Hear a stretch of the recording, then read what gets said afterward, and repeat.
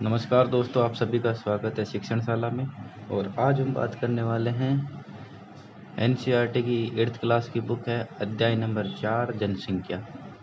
ये इसी साल माध्यमिक शिक्षा बोर्ड में भी लागू हो गई है। तो एनसीईआरटी का सिलेबस 11th और 10th के अंदर लागू नहीं है, बाकी सभी क्लासों में इसी साल एनसीईआरटी सिलेबस लागू हो गया है। तो चलिए दोस्तों, ये अध्याय नंबर 4 के जो नोट्स हैं बुक्स के, वह मैंने तैयार किए हैं। तो चलिए दोस्तों, वीडियो को शुरू करते हैं। चैप्टर का नाम क्या है? जनसंख्या। शुरुआत कब हुई?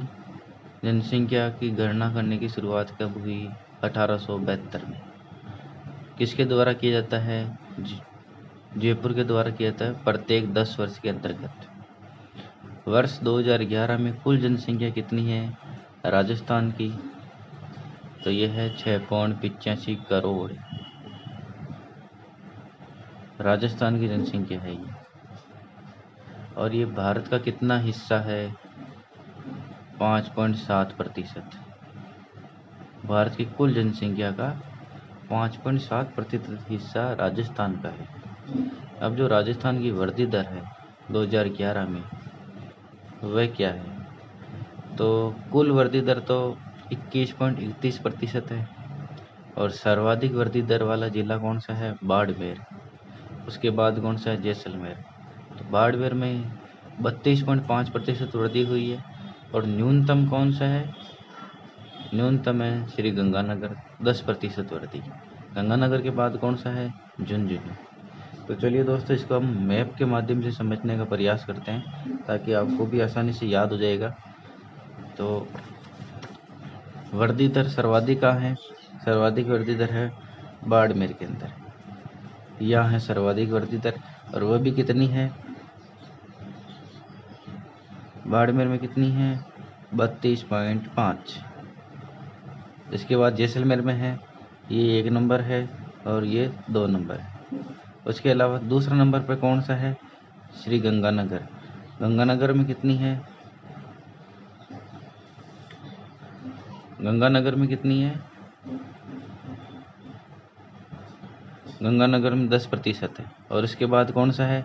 उसके बाद झुंझुनू है, ये रहा झुंझुनू, ये दूसरे नंबर पर है। तो सर्वाधिक और न्यूनतम। वृद्धि दर सर्वाधिक कहाँ है? बाड़मेर में। न्यूनतम कहाँ है? श्री गंगानगर में। अब जनसंख्या घनत्व के बारे में चर्चा करते हैं। रहने वाले व्यक्तियों की संख्या को जनसंख्या घनत्व कहते हैं। या राजस्थान का जनसंख्या घनत्व कितना है? 200। सर्वाधिक जनसंख्या घनत्व कहाँ है? जयपुर में। और न्यूनतम जनसंख्या कहाँ है? घनत्व जैसलमेर में। इसको भी हम मैप से देखते हैं। सर्वाधिक जयपुर, यहाँ सर्वाधिक है। न्यूनतम कहाँ है? जैसलमेर में।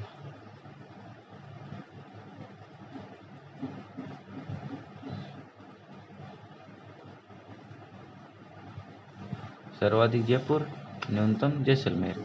अब यहाँ भी देख लेते हैं, आंकड़े पूछ लेते हैं। तो 595 तो जयपुर में और 17 है जैसलमेर। इसे राजस्थान का शिमला भी कहा जाता है।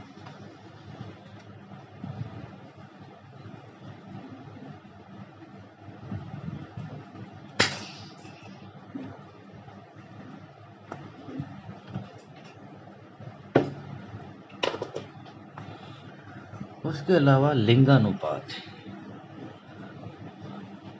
1000 पुरुषों पर जो महिलाओं की अनुपात आता है वह लिंगानुपात कहते हैं। या प्रति 1000 पुरुषों के पीछे जो महिला का अनुपात आता है वह लिंगानुपात कहलाता है। और राजस्थान में लिंगानुपात 2011 की जनगणना के अनुसार कितना है? 928। ठीक है। और 0 से 6 वर्ष के बच्चों का कितना है? 888। लिंगानुपात में सर्वाधिक कौन सा है? डूंगरपुर। और न्यूनतम कौन सा है? धौलपुर। इसको भी मैप से देखते हैं। लिंगानुपात में सर्वाधिक कौन सा है? डूंगरपुर। तो ये तो हो गया सर्वाधिक, और कितना है इसका? 994।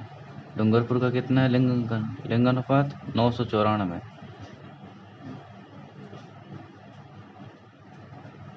तो ये 1 नंबर है सर्वाधिक, और न्यूनतम कौन सा है? धौलपुर। तो ये हो गया न्यूनतम, और इसका कितना है? धौलपुर का 846 लिंगानुपात। ठीक है, ये मैथ से समझने में क्या सुविधा होती है। साक्षरता, राज्य में साक्षरता कितनी है?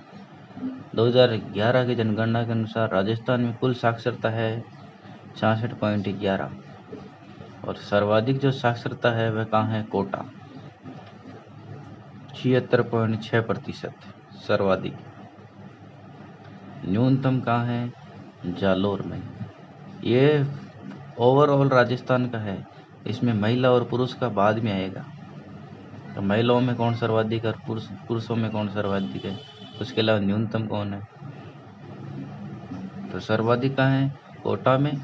न्यूनतम कहाँ है? जालोर में। तो सबसे पहले सर्वाधिक वाला लिख लेते हैं। तो ये है सर्वाधिक, कोटा। कितने हैं? 76.6%। सर्वाधिक। न्यूनतम जालोर, यहाँ कितनी है? 54.9%। 54.9% हो गया। कोटा सर्वाधिक 76.6, जालोर में न्यूनतम 54.9। अब हम बात करते हैं पुरुष और महिलाओं में सर्वाधिक कौन है। तो पुरुषों में सर्वाधिक कौन सा है? झुंझुनू। इसके आंकड़े नहीं है, ये एनसीईआरटी की बुक के अनुसार ये जितने जो आंकड़े दिए हैं वही बता रहा हूँ मैं, अनावश्यक कोई आंकड़े नहीं बता रहा हूँ। तो सर्वाधिक साक्षरता कहाँ है पुरुषों की? झुंझुनू के अंदर।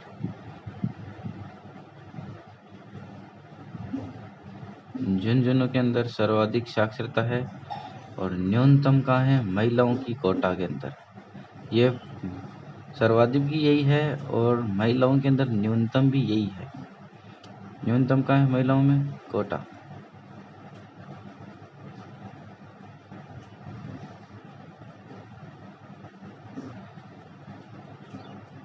उसके अलावा न्यूनतम साक्षरता ये पुरुषों की है सिर्फ।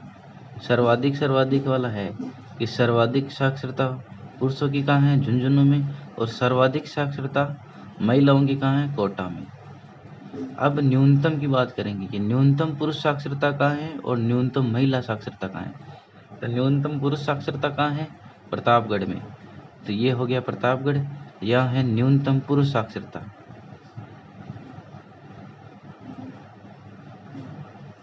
ये प्रतापगढ़ में न्यूनतम पुरुष साक्षरता।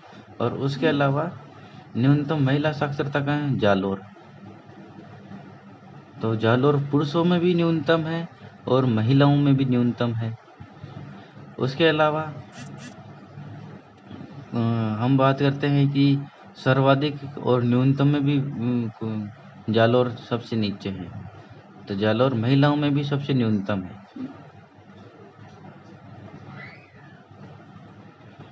और ऑल राजस्थान के रूप में देखें तो भी जालोर सबसे कम है। 1 नंबर पे कोटा आता है, और सबसे जो न्यूनतम है वो 54.9% जालोर में ही है।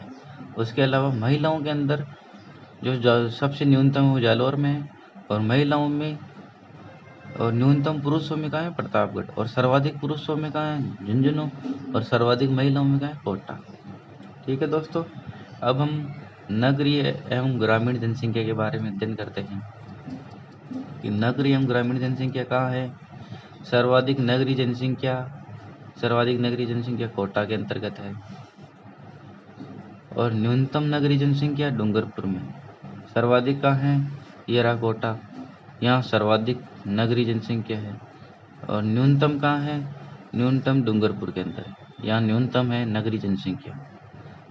न्यूनतम नगरीय जनसंख्या का मतलब यहाँ ग्रामीण लोग ज़्यादा है, शहरों में निवास कम करते हैं। अब SC ST की बात कर लेते हैं हम। 2011 के अनुसार ST की कुल जनसंख्या कितनी है? 13.5%, राजस्थान के अंतर्गत। राज्य में अनुसूचित जनजातियां आबादी के अनुसार, मतलब आबादी के अनुसार कहाँ है? सिरोही में, उदयपुर में, डूंगरपुर में, प्रतापगढ़ में और बांसवाड़ा में।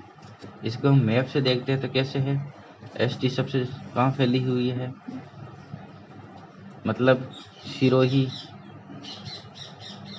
उदयपुर, डूंगरपुर, प्रतापगढ़, डूंगरपुर,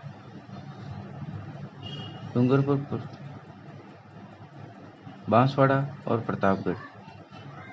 कहने का मतलब ये वाला हिस्सा पूरा सिरोही से लेके ये पूरा हिस्सा, ये है ST बहुल्य।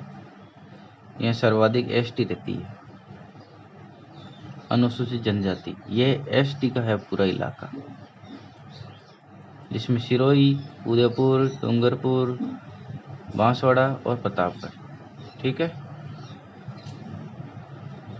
और जो राजस्थान की प्रमुख जनजाति है वह कौन सी है? भील सर्वाधिक प्राचीन जनजाति भी है। मीणा सर्वाधिक है राजस्थान के अंदर। डामोर, सांसी, गरासिया, सहरिया। ठीक है। मीणा कहाँ है सर्वाधिक? राजस्थान में जयपुर, दौसा, सवाई माधोपुर, करौली, अलवर, उदयपुर, कोटा और बूंदी। मैप से देखने का प्रयास करते हैं तो कहाँ है ये? जयपुर, दौसा, सवाई माधोपुर, करौली, अलवर, उदयपुर, कोटा और बूंदी। कहने मतलब ये वाला हिस्सा है ना, ये मीणाओं से ज़्यादा है। जयपुर में तो सर्वाधिक है, जयपुर दौसा में तो सर्वाधिक मीणा ही है। ठीक है।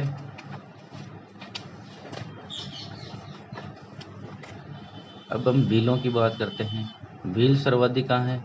बांसवाड़ा, डूंगरपुर, प्रतापगढ़ और सिरोही। ये ST वाला इलाका यही है भीलों का। ये रहा सिरोही से लेके, सिरोही उदयपुर नहीं है इसके अंतर्गत, सिरोही और डूंगरपुर, प्रतापगढ़ और बांसवाड़ा। तो ये वाला इलाका, ये नीचे का पूरा, ये पूरा बिलो का है। बांसवाड़ा, डूंगरपुर, प्रतापगढ़ और सिरोही, या सिरोही, डूंगरपुर, बांसवाड़ा, प्रतापगढ़, क्रम से यूं याद रखे। तो डामोर कहाँ है? डामोर डूंगरपुर में, सिमलवाड़ा क्षेत्र है डूंगरपुर के अंतर्गत।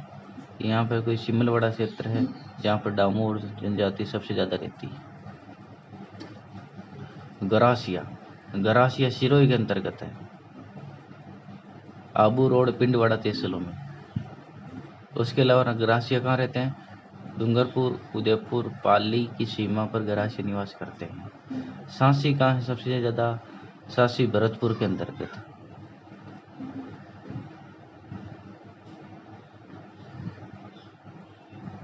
यहाँ कौन सी है? सांसी भरतपुर में है।